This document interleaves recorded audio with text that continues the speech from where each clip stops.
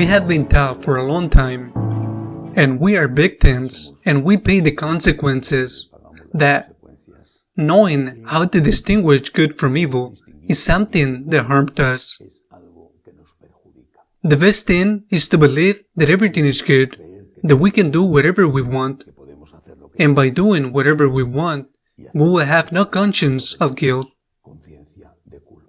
You think killing is good. Even that it is a right. For example, abortion as a right.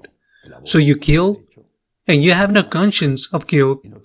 It is possible that this may happen, that there are people, due to their formation, to bad formation, have come to consider that in certain behaviors that are not only against the specific law of the Church, against the Catholic moral law, but against the nature law, it is possible that they come to convince that these behaviors are not bad. Even, I repeat, they are a right, but in reality it is what it is. We have learned that only love not only makes us free, but only love makes us free and happy. This is our conviction, and for this we thank God, the Holy Trinity, who, through the Son of God, taught us the law of love. We thank Him because we are convinced that by following this law of the love, we will be better persons, not only by doing good to others, but we will be free and happy. Moral theology, as it should be, is dedicated precisely to helping men not to fall in their traps set by the devil. Help men to distinguish good from evil, for the good of men, for the good of men. If you steal, you not only harm the victim, you harm yourself, believe it or not. If you kill, you not only take the life of other person, you are also killing something inside of yourself. And like this, everything else. This is why, in the Franciscans of Mary, examine our conscience every day. An examination of conscience, which many, very many, never do. We examine our conscience on 3 points, which in turns are divided into more, of course. First point, the evil that I have done. And in the evil that I have done, in turn we see the evil that I have taught, and the evil that I have done, the evil that I have taught, the sins of thought, which perhaps I have not have realized it yet, and perhaps I will never realize it, but I have already thought of them. I have already committed a sin, the sin of thought, the 9th commandment, and not only respect with the subject of sex. This is what Jesus speaks about today in the Gospel. I repeat again, the beginning of this sentence. What comes from within the man, which means a man impure, because from inside a man's heart comes evil thoughts, even thoughts, not only I repeat, which I respect to sex. No, the Lord says other things as well. Fornications come out.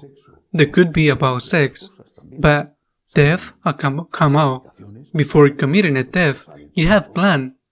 You have already sinned. Murders, adulteries, greed, malice, fraud,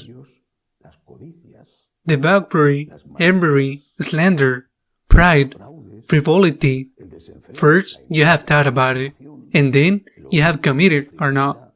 But it is not that you have stopped committing it because you have said, this is a sin, I cannot do this, but perhaps because you thought that it could have bad persecution for you. You can get caught by the police or whatever, but already inside of you committed a sin.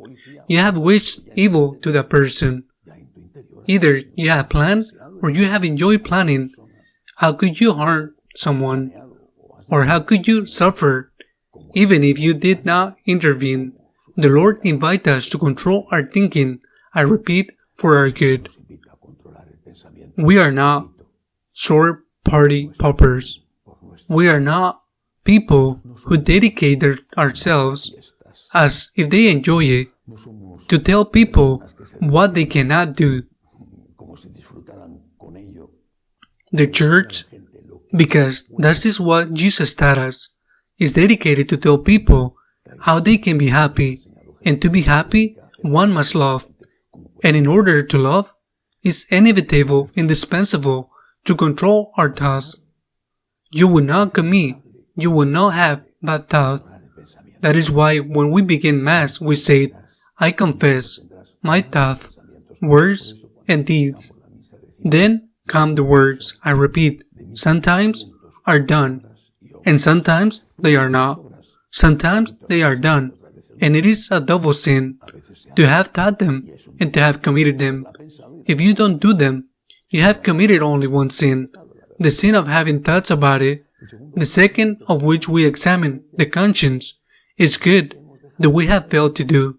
First point, the evil that we have done. Second point, the good we have failed to do. There are many, very many goods that we failed to do. Many good things that we failed to do. But what can we not do them? The possible good. The possible good. I cannot solve. I can't. And it hurts me. The hunger of the world. Wars. Injustice. I cannot solve it. But what can I do? I must do it. Mother Teresa said, I know that the good I do is a drop in the desert, but the drop of water, it is what gives meaning to my life. I cannot do the impossible good, but I can do the possible good. And the third point on which we examine our conscience is temper. Temper is our normal ID card, our moral identity card. We are born within it. Just as we are born with the fingerprints, we are born with the temper. Our temper, unlike everything else, is not planned. Our temper is not usually preceded by a bad thought. It is not organized. Temper comes out. It comes out spontaneously, sometimes brutally. But that doesn't mean that it's not harmful. That doesn't mean that it cannot be controlled, but it comes out. The struggle against the temper is the struggle of a lifetime. So is the struggle of good against evil, but in a special way, the fight against temper, because we have temper, and there are many types of temper. There are people who say, you are so nervous, and you should answer them, how nervous you get me. How many times moms are reproached for their temper? Mom, what are temper? And they should answer, or how you get me on my nerves. Were your disobedience, how do you make me feel leaving a disaster in the house, or having to tell you 50 times to study? How do I get, or how do you make me feel? But still temper is our permanent enemy until the end we die. It cannot change. Fingerprints cannot be changed, but it can be softened. It can be correct little by little. You can always be like that all your life, for better and for worse, because there are also very good things about temper. For example, people who have bad temper are generally hardworking people. It can be gently correct. It can be gently modified. It can be smoothed out. So, doing good is what makes us happy. Loving is what makes us happy.